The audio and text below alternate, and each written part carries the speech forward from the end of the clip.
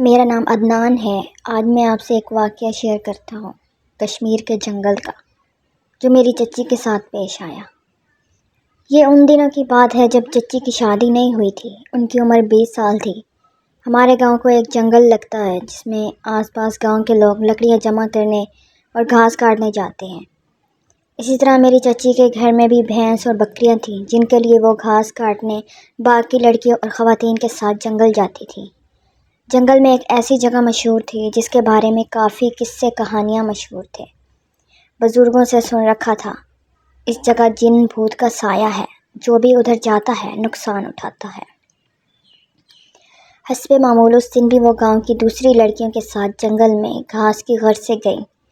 روزمرہ کی طرح لڑکیاں گھاس کاٹنے کے لیے جنگل میں پھیل گئیں تاکہ گھاس کاٹ سکیں۔ آج بھی یہی ہوا کہ سب لڑکیاں گھاس کی غرض سے اپنی اپنی جانب چل پڑیں اور سب گھاس کاٹنے میں مصروف ہو گئی۔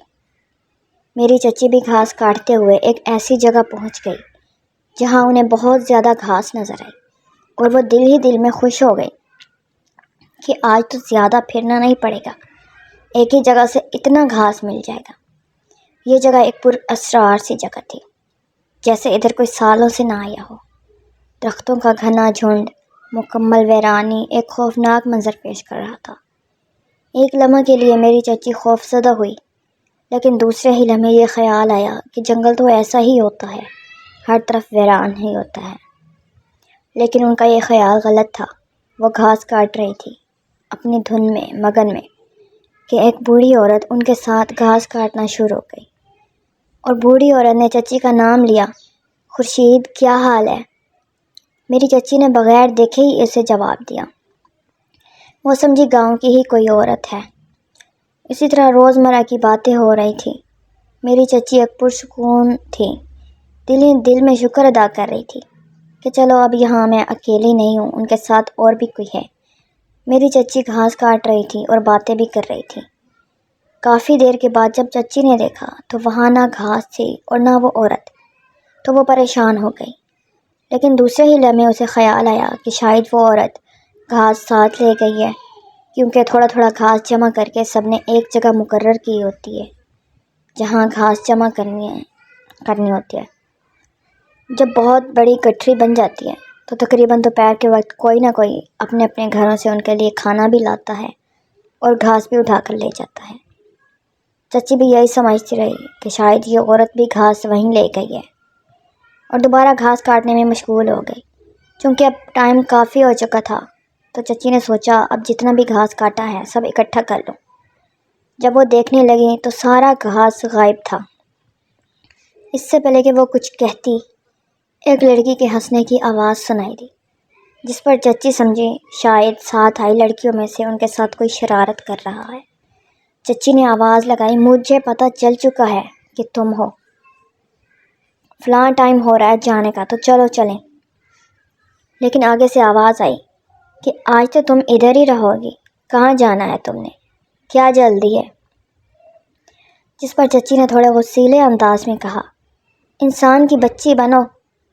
جو آواز پہلے دوسری طرف سے آ رہی تھی، اب یہ آواز درختوں کے جھنڈ میں سے آنی شروع ہو گئی کہ ادھر ہی آ جاؤ، کچھ دیر بیٹھ کر باتیں کرتے ہیں، گھر تو چلے ہی جانا ہے۔ یہ آواز اس شرارتی لڑکی کی تھی جو اکثر ان کے ساتھ مذاق کرتی رہتی تھی۔ اب میری چچی تھوڑا سا ڈری بھی کہ یہ ادھر کیا کر رہی ہے، یہ جگہ تو ٹھیک نہیں ہے، ادھر کی تو بہت کہانیاں مشہور ہیں۔ اب چچی نے اسے ڈانٹنے والے انداز میں کہا، تم ادھر کیا کر رہی ہو، تمہیں پتہ ہے نا وہاں کیا ہے، وہ جگہ ٹھیک نہیں ہے۔ جس پر وہ سہیلی کہنے لگی، کچھ نہیں ہے، تم آؤ تو صحیح۔ چچی ہمت کر کے وہاں پہنچی تو وہاں کوئی بھی نہیں تھا۔ آواز اب اور آگے چلی گئی۔ اب وہ کہہ لگا کر کہہ رہی تھی، میں یہاں ہوں، مجھے ڈھونڈ لو۔ چچی اب ڈر گئی تھی کہ اس کے ساتھ کیا ہو رہا ہے۔ چچی نے دھمکانے والے انداز میں کہا کہ آج گھر چل، تیرے گھر والوں کو بتاؤں گی تم کتنا تنگ کرتی ہو۔ آواز آئی، جا، جسے مرضی بتا۔ اب یہ آواز ایک ڈراؤنی آواز تھی جس سے چچی کافی گھبرا گئی۔ چچی ہمت کر کے اس طرف لپکی جس طرف سے آواز آ رہی تھی، وہاں بھی کوئی نہیں تھا۔ اب چچی کا دل کی دھڑکن تیز ہو گئی اور ان کے جسم پر جیسے چونٹیاں رینگ رہی تھیں، سر چکرانے لگا تھا کہ آواز آئی، کیا ہوا؟ ڈر گئی ہو؟ یہ مذاق تھا۔ چچی نے پوچھا، تم ہو کون؟ تو آواز آئی، تم مجھے نہیں جانتی، تمہاری سہیلی ہوں۔ چچی کہنے لگی، چلو گھر چلیں۔ تو آواز آئی، چلتے ہیں گھر بھی، پانی بھی تو پی لو۔ جس پر چچی بولی، پانی ادھر تمہارا باپ لے کر آیا ہے۔ جس پر وہ بولی، اپنے پیچھے مڑ کر تو دیکھو۔ جب پیچھے مڑ کر دیکھا تو ایک تازہ پانی کا گھڑا پڑا تھا، جسے دیکھ کر چچی مزید ڈر گئی، لیکن پیاس بہت لگ رہی تھی۔ چچی پانی پینے کے لیے لپکی، پاس پہنچی تو گھڑا غائب ہو گیا۔ اب چچی سمجھ گئی تھی اصل کہانی۔ مارے خوف کے بھی ہوش ہو کر گر گئی۔ اس کے ساتھ کی لڑکیاں اور گھر والے اسے ڈھونڈ رہے تھے۔ وہاں پہنچے اور اٹھا کر اسے گھر لے گئے۔ جب چچی کو ہوش آیا تو حواس کھو چکی تھی اور ڈر کے مارے کانپ رہی تھی، بس روئے جا رہی تھی۔ گھر والوں نے مولوی صاحب کو بلایا تو مولوی صاحب نے بتایا کہ یہ ڈر گئی ہے، کسی جنات یا چڑیل نے اسے ڈرایا ہے۔ مولوی صاحب نے دم کیا اور تعویذ بھی دیا۔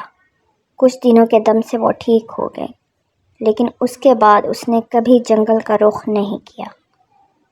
واقعہ اچھا لگے تو ویڈیو کو لائک اور چینل کو سبسکرائب کر دیں۔